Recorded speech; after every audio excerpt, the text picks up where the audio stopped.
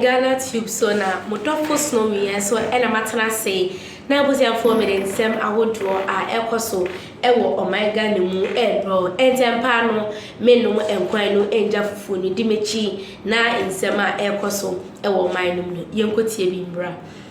First story, government has paid 10.82 billion cedis to bondholders under the domestic debt exchange program. But what does this mean for Ghana's debt crisis and investor confidence? We understand that the domestic bondholders have received 10.82 billion cedis, bringing the total DDEP payments since 2025 to 41.36 billion cedis. The Finance Ministry says the latest coupon payment was made entirely in cash, in full and on schedule, and is expected to boost investor confidence and reduce Ghana's default risk. The payment follows Finance Minister Dr. Akesio Atufosin's assurance that government would honor its August 18 obligation. Government says it has also paid 2.1 billion US dollars in principal and interest to Eurobond holders since January 2025. The Finance Ministry maintains that consistent debt repayments will be key to restoring confidence in Ghana's economy and regaining access to the international capital markets. Let's delve into this, and joining us this morning is Mr. Twahini, joining us on Zoom. We're grateful for your time, sir. Very grateful. Right. Well, it's good news we're hearing this morning, but does this payment mean Ghana is really recovering from its debts, or is just government meeting obligations under the debt restructuring? Well, it's just meeting the debt obligation. If you remember, January, the minister paid so much to the Eurobonds and also paid the domestic. He's paying according to the schedule. So it is not a new thing for us. But the crux of the matter is 2027. In 2027, we have our 57 billion debt DDEP to be paid, in addition to our 2.8 billion for the external debt. So what he has done is just paying the normal thing that he has done. So what should we look at to know that Ghana's debt problems are truly being resolved? Well, if you see the repayment plan, if you take a critical look of the DDEP payment plan, you could see that we are on the reducing balances. What I mean reducing balance means that we are not actually, we are just reducing our. So hope and pray that the time comes, the debt ratio will maybe come to about 40 or 30% of the GDP. So if you look at the repayment plan and the schedule, you could see that going Ghana is going according to the plan. And with these payments, does it boost investor confidence? Should investors, continue to invest without any fear of their investments being, targeted? Well, that is another strategy for, I think, the finance minister. He thinks that we need to pay so that the external debtors will be interested in also. And also the domestic. I mean, if you look at it, yesterday figures came out from KPMG. Yeah. Deposit in banking sector has grown by 25%. Okay. All these things are factors that goes to support the confidence in the local industry, the local sector, in addition to the external. So it is not only the external people. There is a beam of confidence in the financial sector. And it shows that Ghanaians are coming back, that we believe in our financial sector and we believe in the minister and the Minister of Finance following the payment plan. Okay. And you earlier on you mentioned 2027 could be the real test. What should we be looking out for in 2027? 2027 is 57, I think 54 billion. It's not compared to what we are paying 9 and 10. It's 9 and 10 is about 18. The next 2027, we are talking about a huge 54 billion. That is the domestic. And then we also think about the external, which is about $2.8 million. And that would affect projects.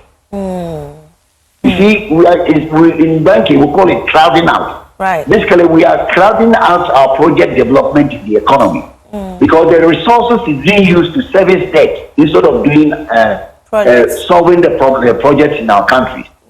So it is not just that we should celebrate. We shouldn't celebrate.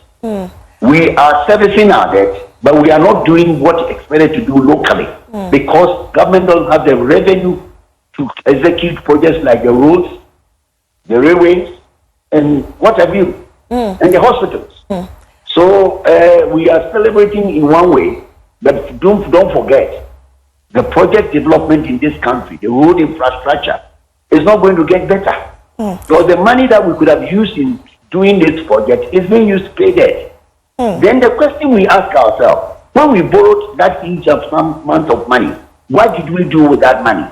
This is the question that I want the journalists to be asking, because if they have followed the due diligence properly, we will be used this amount to support the infrastructure development, because we lack infrastructure. There are no good roads in Ghana, no railways, no trains, and the world is going on. I mean, so we shouldn't celebrate as if somebody is paying. We should be also crying that we have never used the money borrowed to put good infrastructure. If we've done that, I think we can all celebrate that one way we are paying, one way the infrastructure in this country. Well, so then in this situation, what should the finance minister do? Because really, we have very limited revenue, and that is also going into debt payments. And we're also supposed to develop in some aspects. The finance minister has no option. It's a debt that he has obliged to pay. It's an obligation. So he must trade off the projects and be paying the debt so that there will be confidence in external people and internal people. Because should he default on the domestic, then the whole thing gets back again. So for me, he's on the right project, paying the debt, so that maybe after 2028, 2029, when we'll be able to apply that, we begin to think about structural development. I mean, he has no option. He has to pay, because these are things that we sign with both the external debtors, local debtors. So he has no option to pay. We have to be very careful. Next time then when we're going borrowing, we must ask ourselves, are we putting in a productive ventures, solving the social problem, the health problem, the roads? If you're not doing that, then you're basically strangling the economy. So what the minister is doing, he's been very proactive and doing what is expected of him. And I'm concerned because if revenue is not coming in, could that not threaten Ghana's ability to even keep making these payments? Revenue is not coming in because, you see, you have to pay money that you borrowed and you put it to no use. I think you borrowed and consumed. I believe I'll use this word reservedly. We borrowed and consumed. We didn't put it in very productive so that it could pay for itself. I'm going to give you one scenario. If we are borrowed to have created Takoradi, a fast train from Takoradi to Kumasi, Obuasi, coming back, Tamale, the food that we are producing in this area could have come back to the center and possibly even exported. But unfortunately, we borrowed and we all think people were dancing, saying that we are going to borrow and we are celebrating. And this is where I find it quite unbelievable. Ghanaians will sit down and somebody will do something is to destroy the country's future and our children's future. And you come and celebrate because you want to borrow. Next time, what we should be doing, we should be more proactive. Because paying the debt, the other side of the equation, that you have little infrastructure. And you can't blame the government. You can't blame the government. No. If it doesn't pay, we are finished. Because we've gone to sign agreements. And the tax are not coming. It's not coming because we are using it in servicing debt. Yes, we are servicing debt. And unfortunately, our tax GDP ratio is nothing also to write home about. We are talking about 14%. African countries are doing 20%. We are just 14%. All because there is no production going on in the economy. Nobody is producing. We just go and buy and sell, go and buy. And if go and buy doesn't solve the economy. We need to go into practice. What I'm saying that if you have a value chain for poultry, a value chain for production of yam, from the harvest, marketing, exporting, we won't be able to pay our debt and expand the economy and be able to tax the system. Unfortunately, we don't have it. And we're going to go through a tough time ahead of us. I mean, I'm not a prophet, but I'm telling you. Well, it's a real... 2027, 57 billion plus $2.8 billion, it's not going to be something you have to write home about. So does that put the burden on Ghanaians to, pay more taxes, or how? How do we navigate this, turbulent times ahead of us? All that we have to do is that, we're not going to expand the infrastructure, because the equation is that if you pay, you don't do the infrastructure. Look at Kumasi Road. Look at Kumasi Road. It takes an average of 8-9 hours to go to Kumasi, if you don't know. Once upon a time, it took about 4 hours. So if goods were coming from Kumasi, it could have arrived in Accra so that it goes into the consumption. Unfortunately, there is nothing like that. So we're going to have hard time. If anybody tells you it's going to be easy as it is, no.